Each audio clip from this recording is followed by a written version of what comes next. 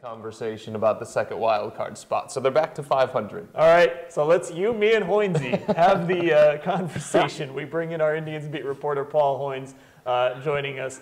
Paul, the Indians have made this late surge. They've gotten themselves back into the race. They're obviously running out of time. Is there a feeling, though, within the team, within the clubhouse, that maybe they can still get that second wild card? Dan, everybody I talk to, of course, they think they can. You don't expect them to say anything else. But as you said, there's 18 games left. But they are playing, in a way, they're playing the right teams. They've got 7 games left with the Twins. That are, they're a game and a half behind Houston for that second wild card spot. So those games will be huge. Kansas City, is, obviously they're going to wrap up the AL Central. Right now they're struggling, but, so I don't know how much, other than the Indians almost have to win every game here. I don't think that's really, they're going to influence who they, that's going to influence who they, influence the Indians' race, except for they got to win the game.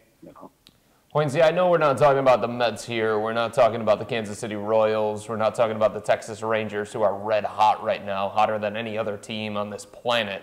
But I get the sense that if the Indians got, this is a big if, and I understand that, if the Indians got that second wild card spot, I don't think there's a lot of teams that would want to see this team in the postseason.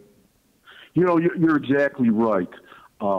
Fedor. I mean, if you could line this rotation up, if you could get that past that first game, and then you go to the division series with this rotation. This is a dangerous rotation, and those except I know Kipnis is slumping, but you've got Brantley and Lindor that are red hot at the top of the order.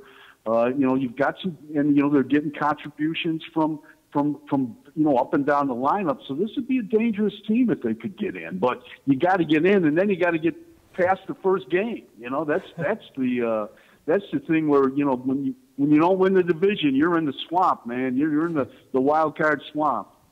Hoynesy, a lot of people were questioning Terry Francona's decision the other night with the Indians maybe putting together a late rally to pinch hit Mike Aviles and have him sacrifice bunt. Obviously, the analytics are moving away from bunting as a legitimate way to score runs. Gee, wonder why, Dan.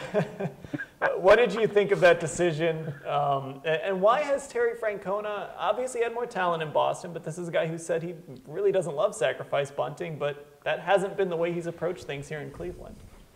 You're right. I mean, they start. Even last year, you look back at last year when they started playing better. Kipnis was bunting. They bunted a lot. I think that the key, it wasn't so much in the 9th inning, but he likes to get a lead early. And with his pitching staff, I think that holds up well. So I think that's why you see Lindor and guys like Almonte and even Kipnis bunt early. But late, I think he just felt that was the best situation to get second and third with one out. I know Holland was struggling; his velocity was down, and usually Aviles is a pretty good bunter. It just didn't work that time. I think he just wanted to bunt in that situation. He wasn't going to let Aviles swing away, and he thought. I think he had a lot of confidence in Almonte, who was coming up after him, to maybe get one of those runs home, and then he was going to pinch hit Ramirez to try to tie it up. So it didn't work, but he was pretty firm in his conviction that he felt that was the right thing to do. Hoynesy, I was thinking about Lonnie Chisenhall the other night, and this is a guy that I've been done with 4 or 5 times already, and he was sent back to the minors, and I'm like, all right, that's the last that we're going to see of Lonnie Chisenhall. He comes back up, he makes the switch from third base to the outfield, and I just started thinking about some other guys, Hoynesy, that have done that in their careers, and one guy that really stands out to me just in this series alone Alex Gordon of the Kansas City Royals, I mean, I remember him when he was in Kansas City. He was a much ballyhooed prospect. He was a third baseman. They switch him to the outfield, and it gives him like new life. And now he's turned into one of the best outfielders in the American League. Could we see the same kind of thing with Lonnie Chisenhall? Are we seeing signs of that? We certainly, from a defensive standpoint, you're seeing that. I mean, this guy is like on fire out there. It's like watching, like I don't know if he's. It's like he's.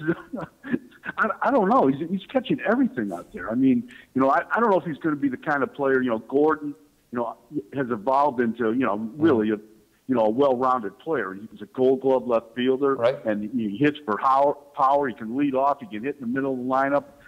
We haven't seen that kind of production from Chisenhall, although he's hitting close to 360, 350 since the break. We haven't seen that power, but defensively, this guy just looks like a completely different player to me. And I agree with you. When they sent him down the final time, earlier this season, I said, this guy's got to go. This guy, he needs to change of scenery. We've seen the last of this guy. Mm-hmm. And lo and behold, he hit well in Columbus. He came back up, and maybe this is a second career for him. Maybe at least, I was talking to Chris Antonetti the other day, and the guy said he's a force in right field. And if you think about it, the games he's influenced, the last, maybe 10 games, he gets in a double play, or he throws a guy out at the plate. He's made 2 or 3 catches. Even 2 nights ago. Yep. He's got a great arm. He's got that infielder's release, quick release, and he can move around out there. So it's interesting to see. Yeah, but Hoynesy, just to follow up on that, because we've seen this before with the Indians. The guy's playing great defense, not doing a lot with his bat, and this is not really a lineup that can afford to have a ton of guys out there just for their defense. Is this team going to try and sell us on Lonnie Chisenhall as the starting right fielder next year, or is that a position they might try and upgrade? I think they'll probably, Dan, they'll probably try to sell us on him being a platoon guy. And they'll add another, they'll go around and try to add another bat somewhere. But I think he's on the club next year. Or he's, a pretty, maybe he's a trade piece over the winter, because he certainly opened some eyes here. And like Gordon, like Fedor was saying, I mean, Kansas City gave that guy so many different chances. And the guy was up and down. He was spurred all the time. And look what he's become. So, and look, they've shown patience with guys like Carrasco as well. And, they've gotten some returns on that. So, he's a number 1 pick. He was a number 1 pick for a reason. So I think and he's only 26, 27 years old. So I guess, he can get fooled until you can't get fooled again, So, and maybe Lonnie's on his 9th life or not. I'm not sure. Francisco Lindor has become the talk of the town. He's also become the talk of Major League Baseball. The hashtag is out there, Lindor ROY for Rookie of the Year. But we have seen guys come up to the big league level, and they have these great starts, and then they can't carry that over into the next season, the next season, the next season. Hoynesy, you tell me why Francisco Lindor is the real deal, and why what we're seeing here in the second half of the season with this guy getting himself in the Rookie of the Year conversation. You tell me why that's going to carry over. I wish I could. I don't have a crystal ball, but I can tell you this. He comes up in June, right? He hits .211 in June. He hits .295 in July. He hits .370 in August. He's hitting .330. He's hitting .360 something in September. That shows a guy, and Francona has said this time and time again, that is not just on a hot streak. This is a guy that the league is kind of changing to him, and he's making the adjustments back.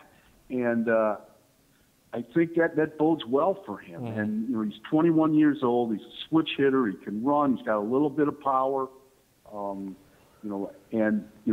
Rookie of the Year award is not my favorite award, believe me. And I think about Kenny